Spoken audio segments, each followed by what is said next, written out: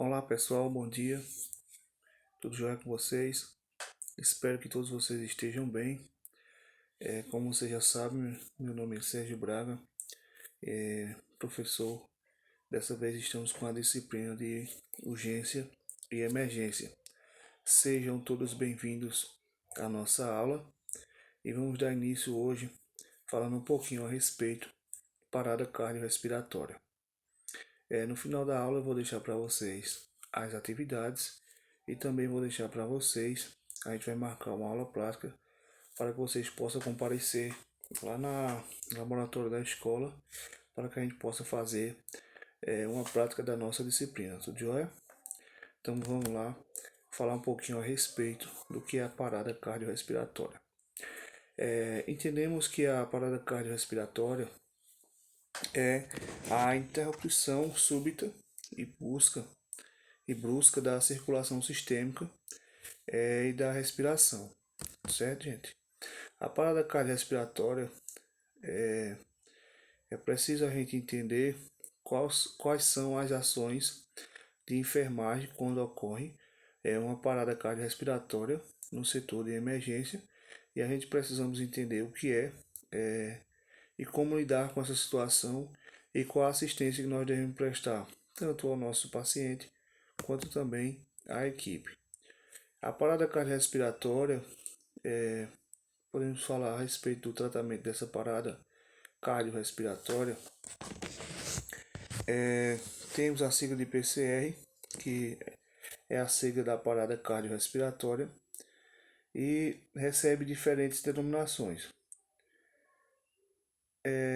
A respeito da ressuscitação cardiopulmonar, reanimação cardiorrespiratória, reanimação cardiorrespiratória cerebral, algumas denominações que às vezes confundem a gente quando se fala a respeito da parada cardiorrespiratória, a respeito do procedimento, se é um RCR, reanimação cardiorrespiratória, ou o pessoal fala também de RCP, ressuscitação cardiopulmonar. Pessoal, o que serão adotadas nesse consenso? As medidas adotadas. O conceito de PCR, a parada cardiorrespiratória, é definida como uma parada súbita, cessar a atividade miocárdica ventricular associada à ausência da respiração, tendo como modalidade principal a fibrilação ventricular, a qual predomina nos primeiros 2 minutos. Por isso, a percepção e a reversão da mesma reduzem significativamente os índices de mortalidade. A parada cardiorrespiratória pode ser confirmada pela detecção do pulso em grande artéria como a carótida. Sabemos que a carótida é a principal para a gente ver a detecção desse índice, se o paciente teve essa parada cardiorrespiratória. Só lembrando, pessoal, do conceito de PCR, que é a parada cardiorrespiratória, é a interrupção súbita da atividade mecânica ventricular, útil e suficiente, e da respiração. A morte clínica é a falta de movimentos respiratórios e batimentos cardíacos eficientes na ausência de consciência, com viabilidade cerebral e biológica, a morte biológica. Irreversível é a deterioração irreversível dos órgãos, que se segue à morte clínica quando não se institui as manobras de RCP, ressuscitação cardiopulmonar.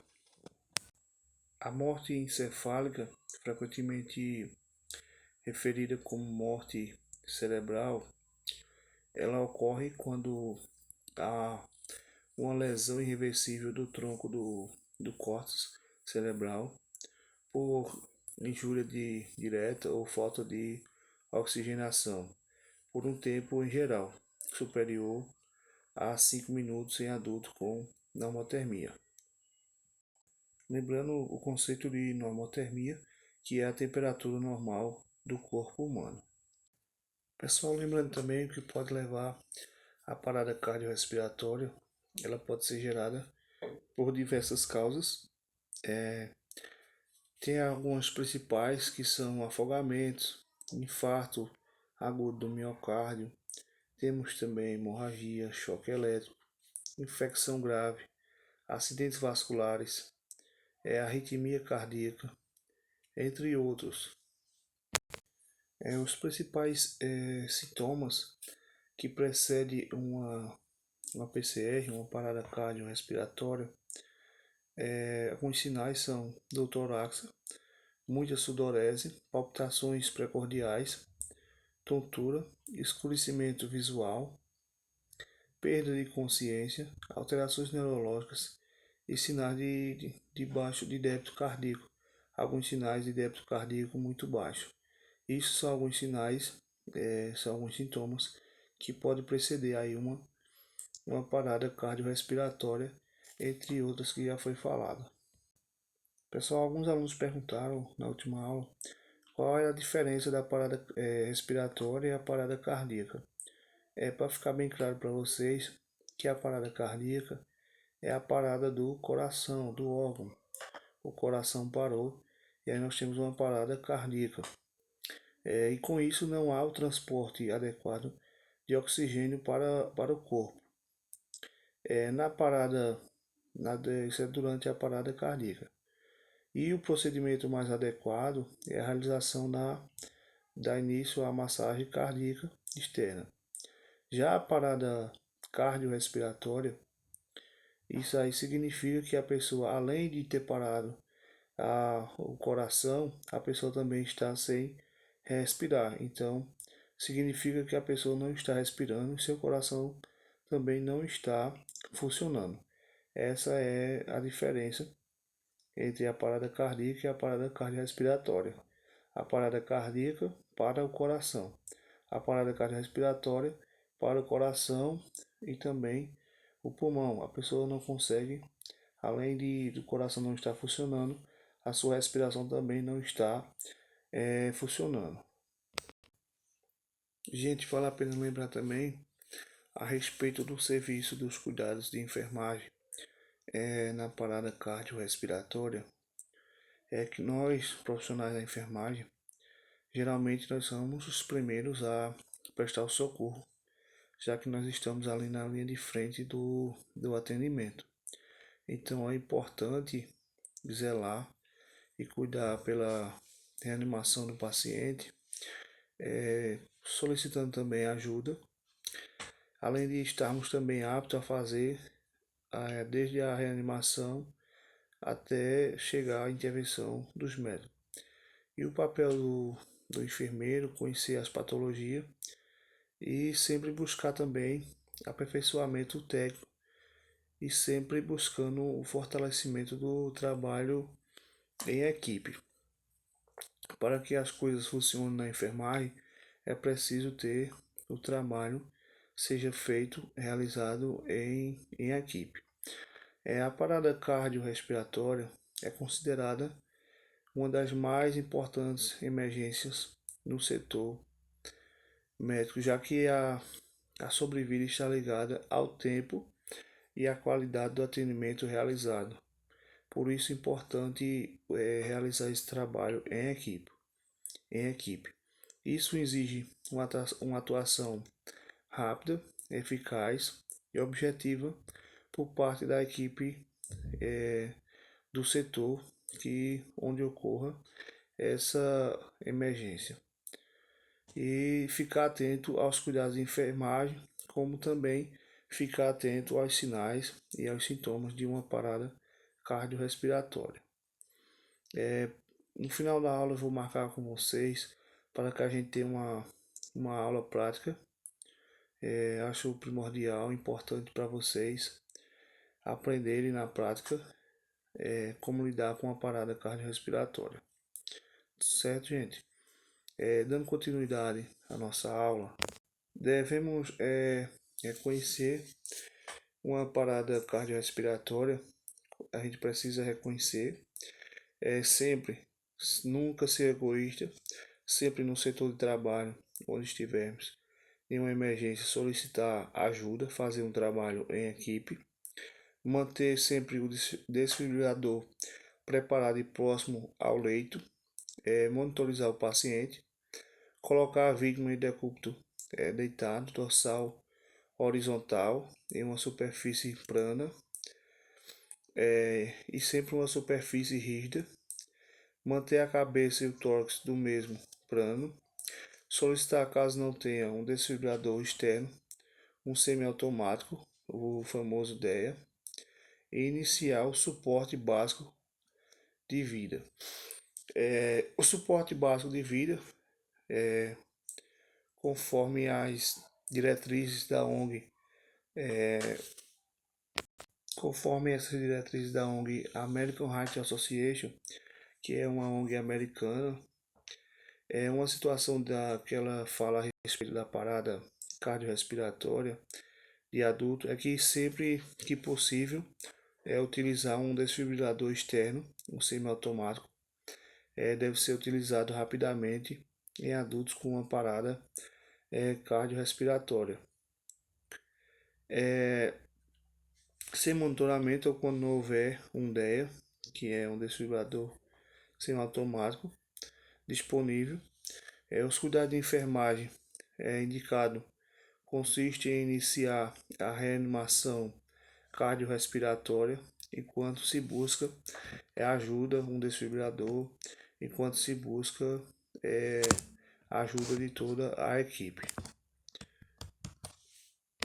Só lembrando, pessoal, dos cuidados aí na parada cardiorrespiratória, o significado das letras, a circulação com pressão torácica externa após ausência de pulso, no máximo de 10 segundos de medição, em pacientes com ausência de pulso carótido ou sinais de circulação, deve-se ser utilizada a compressão torácica externa e a aplicação rítmica na pressão sobre o tórax com uma frequência de 100 vezes por minuto.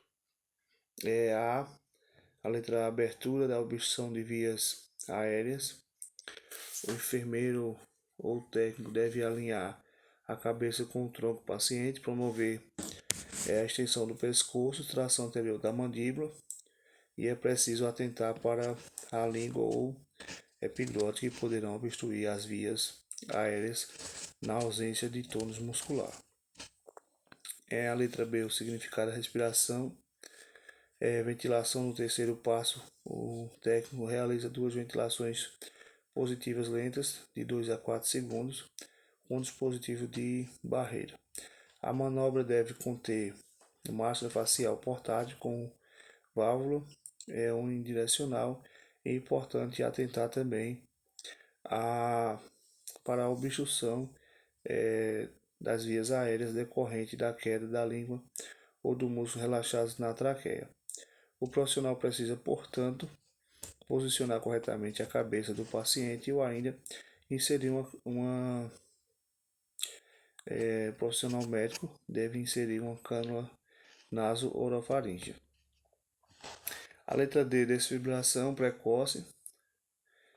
O desfibrilador externo, semiautomático DEA, e a operação do ritmo do DEA deve ser estabelecido pelo socorrista. Na ausência do desfibrilador, as etapas devem ser intensificadas caso os esforços descritos acima se esgotem. Deve-se prosseguir com atendimento de ressuscitação cardiorrespiratória avançada.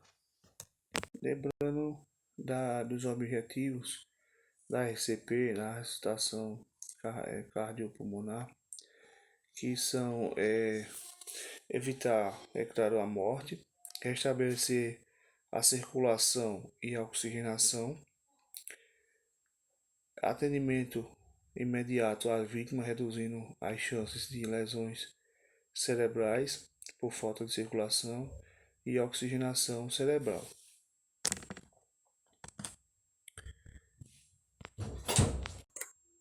Lembrando aí, pessoal, das causas, de mais algumas causas que levam à parada cardiorrespiratória. A parada cardíaca acontece mais frequentemente em indivíduos com problemas cardíacos, e doenças pulmonares crônicas. Que doenças são essas pulmonares crônicas? São fumantes, diabéticos, pessoas obesas, colesterol alto, triglicerídeos elevados, ou em pessoas com hábitos de vida pouco saudáveis, como alimentação inadequada, pessoas sedentárias. Tudo isso pode ser causas que levam a essas paradas cardiorrespiratórias. Os sintomas que a gente falou a respeito de alguns sinais no início da aula, a respeito também de sintomas da parada, de uma parada cardiorrespiratória, dor forte no peito, um abdômen nas costas, falta de ar, suores frios, sensação de palpitação, tonturas e desmaios, visão turva e embaçada e dor forte de cabeça são alguns sintomas de parada cardiorrespiratória. Além desse sintoma, surgem os sinais como a ausência de pulso, falta de movimentos respiratórios. Essa dor no peito geralmente irradia para a mandíbula ou para o braço esquerdo, ou mais raramente para o direito. Pode indicar um ataque cardíaco. O tratamento inicial para a parada cardíaca é fazer o coração voltar a bater o mais rápido possível, e isso pode ser conseguido através da massagem cardíaca ou através do uso de um aparelho que a gente falou, chamado desfibrilador, que pode ser utilizado até mesmo na rua por profissionais capacitados quando o coração volta a bater. É preciso fazer exames que evidenciem o que causou a parada cardíaca para que assim possa ser tratada. E nem sempre nós, profissionais de enfermagem, vamos ter um desfibrilador disponível no momento de uma parada, então deve ser iniciado a ressuscitação cardiopulmonar. Essas paradas cardiorrespiratórias o paciente voltando deve ser investigada, o que foi que ocasionou. Tem alguns tratamentos que podem evitar uma nova parada cardíaca. Em alguns casos pode ser necessário um implante de um marca-passo ou até mesmo de um cardiodesfibrilador implantável em pequenos aparelhos que diminuem ou revertem a parada cardíaca. Primeiros procedimentos a serem feitos, se não for em um local do nosso setor de trabalho, em um setor de emergência, for na rua, na zona rural ou em qualquer local onde aconteceu a parada cardiorrespiratória, é importante sempre nós chamarmos uma ambulância, ligarmos para o número 192 ou 193, que nós temos aí o SAMU e os bombeiros. Em seguida, iniciar o mais rápido possível a massagem cardíaca descrito. Como já é descrito, iniciar essa massagem cardíaca, sempre se atentar para a verificação ao redor da cena da parada se há segurança para você iniciar essa ressuscitação cardiopulmonar. Estamos falando, pessoal, se for casos de uma emergência fora do nosso setor hospitalar, tá certo? Caso a gente se depare aí com uma situação de emergência cardiorrespiratória. E aí podemos deitar a vítima no chão, de barriga para cima. Posicione o queixo da vítima mais para cima para facilitar a respiração. Abra a boca da vítima para facilitar a entrada de ar. Posicione suas mãos sobre o coração da vítima,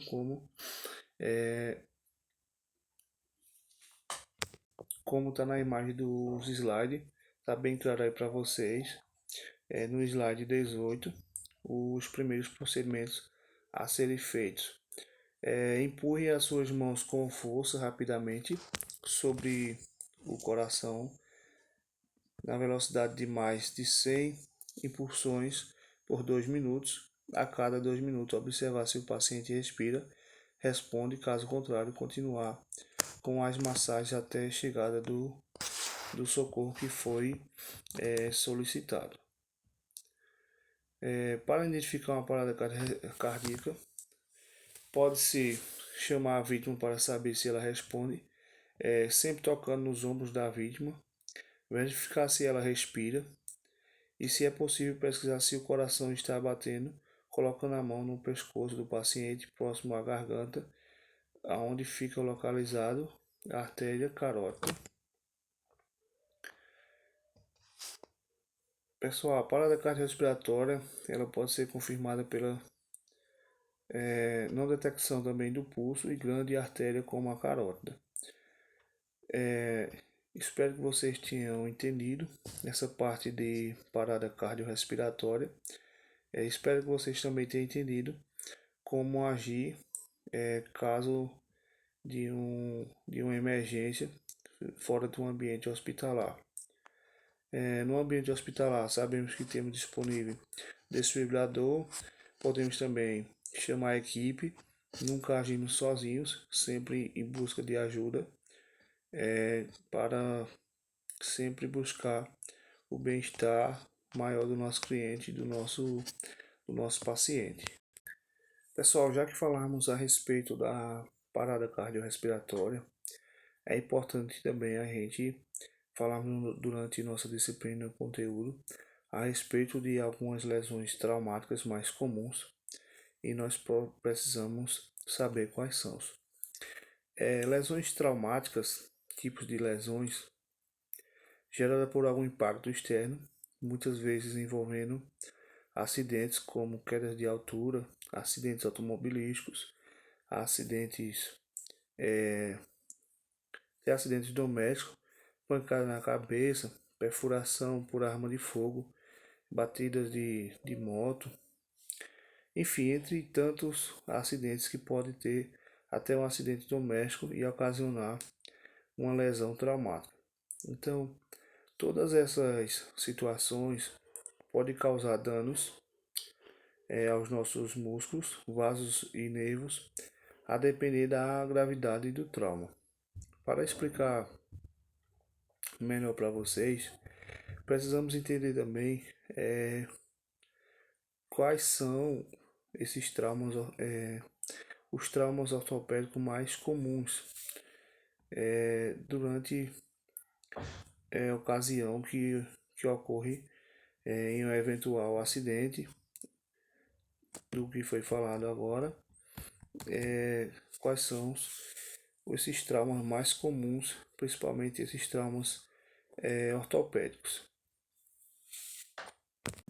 E entre esses traumas ortopédicos, essas lesões, as mais graves são fraturas expostas, quando o local da fratura fica exposto após a lesão dos tecidos moles que estão em volta do músculo e pele. E fraturas expostas são mais graves por conta dos riscos de infecção e de maior tempo de reabilitação do paciente. Um exemplo de fratura exposta de tíbia, como um acidente de carro e moto. Que geralmente ocorre em acidentes graves de automóveis e queda de altura. É muito grave também a fratura de bacia. É um tipo de fratura em que há risco de hemorragias que podem ser fatais em poucas horas. Temos também o traumatismo craniano, são fraturas cranianas e de ossos temporais, pode causar lesões graves no cérebro, por isso o tratamento dos pacientes é necessário avaliar os danos e o nível de consciência do paciente.